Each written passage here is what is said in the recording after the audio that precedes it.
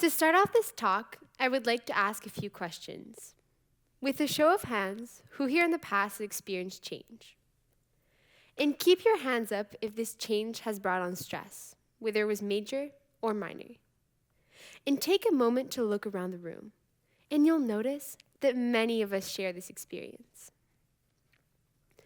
On a daily basis, we're faced with many questions and decisions that will impact and change the course of our lives on different levels. For some people like me who have a minor form of anxiety, any form of change will bring different forms of stress. This stress will sometimes be conscious or unconscious and will show itself in different ways. Some days, I'll be so anxious that I won't be able to sleep, whereas other days, I might just have a few butterflies in my stomach. For example, this year, I enrolled into the boarding program at Trinity College School. I was the first one of my family to move out of the house. The first 2 months I got here were a big adjustment period. I was always so overwhelmed by the amount of work that I would barely get any sleep at night. I would spend all my spare time working and worrying about my grades that I didn't have time to just stop and breathe. I would wake up 3 or 4 times per night just to go to the bathroom because I was so stressed about the work I had to get done. Fortunately, I'm better now, not as stressed as I was at the beginning of the school year. After a talk with my parents and my civics teacher, I started understanding that not all things in life revolve around grades. So let's backtrack a little bit. How did I get here? I was born in Quebec City. I have an older brother and an older sister, and I'm currently 15 years old. You're probably thinking to yourself right now, how can a 15-year-old girl be talking to me about change? She hasn't even finished high school. Well, for what I've lived of my life so far, I've moved around enough times to tell you that I have experienced a lot of change for my age. For starters, I've not been at one school for more than 3 years at a time. I've been to 5 different schools and in 3 different school systems. I've lived in 5 different houses and in 2 different provinces with different languages. Said like this, it might not seem major, but when in fact, for a kid, it's huge. Having to change school 5 times is harder than it looks. The first time I had to change schools was when I was entering grade 1 at an all-girls school in Quebec. After only 1 year at this school, my family and I moved to Toronto. At the time, I barely spoke English, had a very strong French accent, and I didn't know how to write any better. Let me put you in context. Imagine this little 7-year-old French girl arriving in Toronto, who barely spoke English and was a bit taller than everyone. In summary, I was different. Do you know how hard it is for a kid to be different? Nowadays, all we want is to be different, to think outside the box. But back then, being different was like automatically putting yourself on a target. The last thing I wanted was to be different. I remember this day in 3rd grade when I was sitting by a tree, and this girl came up to me with 2 other girls and said, "You're an idiot." Even though at the time I didn't know what it meant, I knew it couldn't have been something nice. I will remember this moment forever because it was one of those moments in which I felt most vulnerable. I will remember their eyes piercing through me like an X-ray, and the fact that I did feel stupid because I didn't even know the meaning of the insult. So for the 3 years I spent in Toronto, I was teased a fair bit and was gradually building a shell around myself because I thought it would make me invisible, just like everyone else. Normal.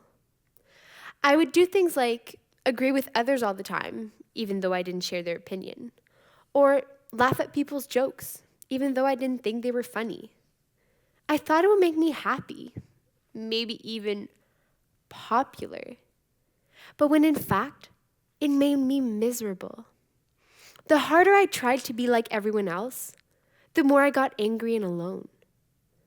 I used to blame others for my situation, but when in fact, the only thing I had to do was to accept the fact that I was different and just stop worrying so much about other people's opinion and just be myself. But as we all know, it is easier said than done.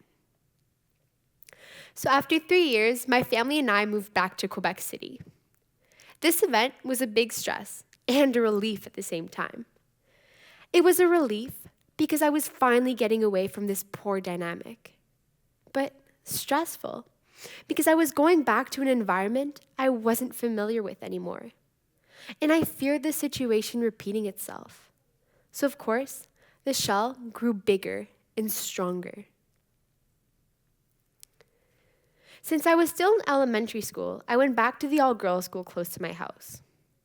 Those 2 years were hard, especially since I was a special case at my school at the time, because I was in a program called sport-études in synchronized swimming, which meant that every morning I was in class like everyone else. But in the afternoon, from 1 to 6 or 7, I would be training. Of course, this made the situation worse because I would constantly worry about what other people thought of me.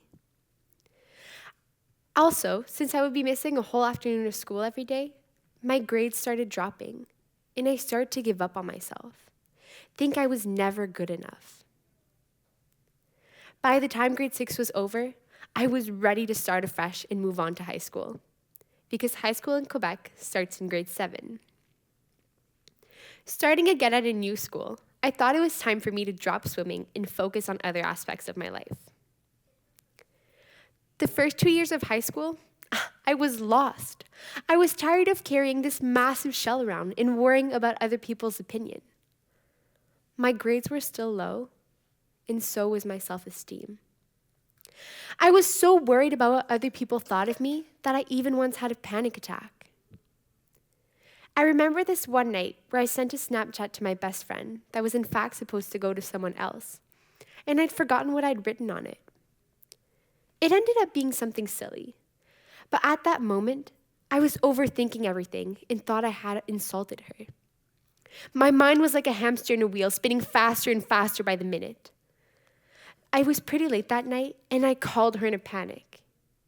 Her dad answered the phone and told me she was asleep. I thought everything was over. She's gonna hate me forever. We're never gonna be friends again, and it's all my fault. So I ran into my mother's bedroom in a panic. I remember crouching down on her bathroom floor, just crying and worrying what she might think of me. And by the end of the night, I wasn't even making sense anymore. I was crying so much and talking so fast that I started to become lightheaded. My face was turning red, and I had trouble breathing. It felt like there was a bag of bricks on my lungs. So my mom just stopped me, and told me to relax for a second and just breathe. And just because of that, I was able to regain some of my senses and come back to reality. She told me to sleep on it and wait until tomorrow to see what would happen instead of anticipating it so much. So I ended up sleeping since I was so tired from all that crying. The next morning, I was so anxious going to school. I went and talked to my best friend, and it turned out she hadn't even opened my message. So as you can see, my stress and anxiety was taking over me, and I had to do something about it. So last year, I decided it was time to make a change. I remember talking to my aunt who was going back to university to study psychology about the stress I was experiencing. And she gave me a very simple but very effective piece of advice. She said, name it to tame it. It sounds silly, but it is, I think, the best advice you'll ever hear. And it is not only relevant to stress. In order to solve a problem, it is important to admit to yourself, genuinely, that the problem is there, that this is the reality you're living. It is the first step to a true recovery. I decided to go see a psychologist and really invest myself in order to make progress. This was a day that I admit to myself that only I had the power to change my situation, to face my problems. Of course, at first it was difficult and stressful because no one wants to sit in an office and talk about things that have or do hurt us. At first, I had trouble telling the whole truth, but as the sessions went on, I started realizing that the only way I would make progress is if I would completely let go. It is easy to deny what we face and blame others for a situation. I didn't want to be that kid who told on the bullies in elementary school. I didn't want to speak out because I didn't want to admit what was happening to me. But my acceptance has led to my freedom. I am not ashamed at all to say that I went to get help, because that was by far the best decision I've ever made. By taking this step, by freeing myself, I've gotten to know myself better. I've become more self-loving and self-forgiving. I am now able to do things for myself and fully stand up for my beliefs. So does that mean I don't experience stress? Obviously I do. But I'm now able to accept what I'm feeling and reach out for help. Each one of us will always be faced with situations that will lead to crossroads. But the question is, will we let this stress and the opinion of others affect us? Or will we be able to put that aside and reach out for help? Stress for me is a lifelong battle, but I will never let it win again. Thank you.